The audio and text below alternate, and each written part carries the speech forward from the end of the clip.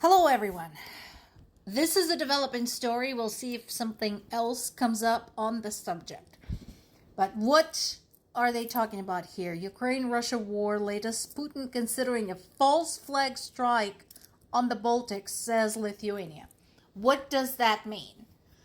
As you all know, there have been a lot of illegal appearances by Russian drones and occasionally airplanes in the Baltic's airspace.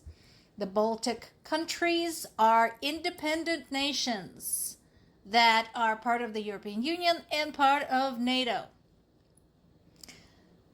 So, all of the stuff that has been identified so far that has been kind of towing the line there in the air, has been identified as Russian. Also, let's not forget another important thing. Geographically, Ukraine does not share a border with the Baltic states. It has Belarus between itself and the Baltic states to the north. Okay? So, Lithuania is saying what Russia wants to do is capture some Ukrainian drones or fake some Ukrainian drones and send them crashing somewhere in the Baltic area, in that region, maybe possibly even damage something, and then blame it on Ukraine. I don't think it would work. I mean, the purpose of that would be to create a provocation, to start some type of inquiry, to accuse Ukraine, to get Ukraine basically to lose some allies. And the Baltics have all been extremely supportive of Ukraine. So, considering that this is already being talked about, that would be stupid. Especially taking into account things that I've already mentioned, the prior flyovers by Russia, the fact that Ukraine doesn't really have drones to waste right now. They're kind of all tied up doing other stuff. And the fact that this possibility is already being considered as something potentially Russia might pull off. So I don't think it would work. That is not to say they won't do it. Because right now, things are going bad for them at the Ukrainian front. And so they might do shit like that just out of desperation. Now, the Patriot conversation continues because the deadly attacks on Ukrainian cities, including Ukraine's capital Kyiv, with ballistic missiles continue. So what is this all about? Talking about a less expansive option as Ukraine is desperately seeking some type of defense because they're not getting the interceptors. Trump has backpedaled on his offer to give them licenses. We are talking about the possible joint project with Lockheed Martin, building new lower-cost Patriot interceptor, the PAC-3 Adapted Capability Effector missile. So,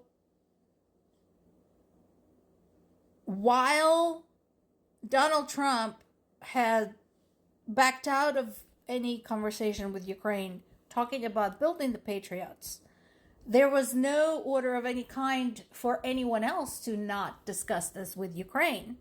And so Ukraine reached out to the U.S. arms makers directly, as well as mission officials and, as you know, the lawmakers. We already know that Ukraine is capable of producing a lot of cheaper but very much effective weapons, including missiles and drones. Look at flamingos, for example. And so this is what is being discussed. That said, of course, as you know, we talked about this, setting up production of any new weapon, anything military related, under wartime conditions is a complicated task.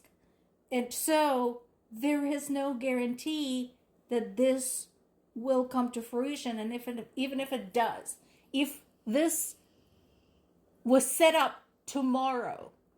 It will take months and months and months, possibly a year, for production to begin.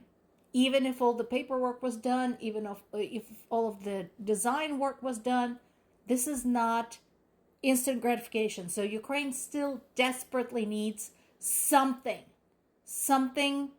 to knock those ballistic missiles out of the air. Case in point, at least 17 people died yesterday during another attack on Kyiv because not having interceptors meant Ukraine's air defenses could not shoot down a single missile. So that when Zelensky and other Ukrainian officials are saying that this is costing lives, they mean this literally.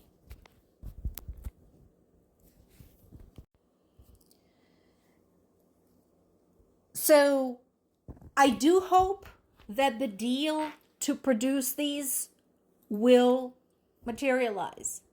That would be a good thing. I think it would be a good thing both for Ukraine and for its Western partners, considering, again, the ingenuity and ability to do shit on a shoestring budget that Ukraine had already demonstrated.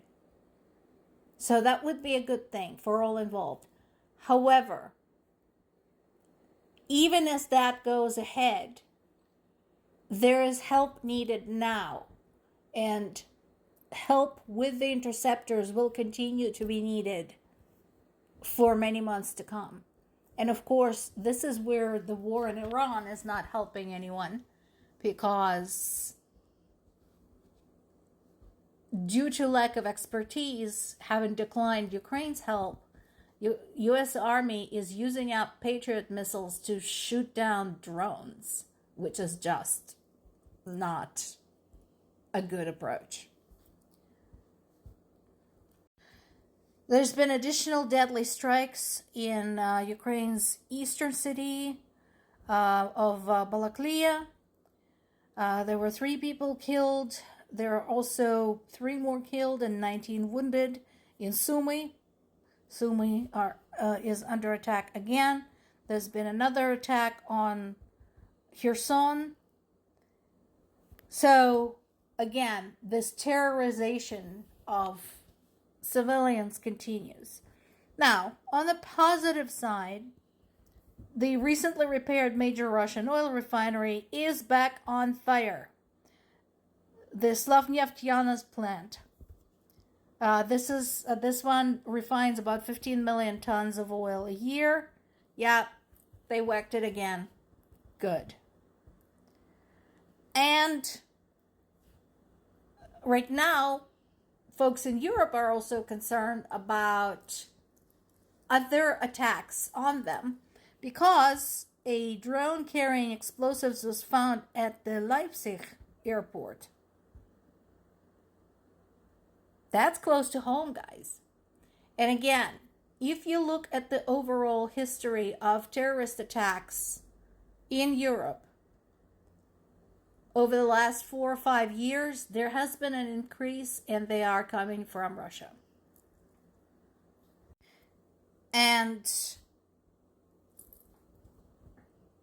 that, again, is your reminder that no, just because it's all the way over there in Ukraine doesn't mean that it doesn't have anything to do with you. There was another car bombing against Vladimir Tkachuk, who is the head of Russian drone manufacturer, just as 2 generals killed in a recent suicide attack were being laid to rest. And again, I can't bring myself to feel bad about this because, again, of what they're doing to Ukraine and in Ukraine. City of Kramatorsk is being evacuated, even though Russians still haven't taken it after trying for years. And there's been another big strike on Russia's refinery in Saratov. More to come.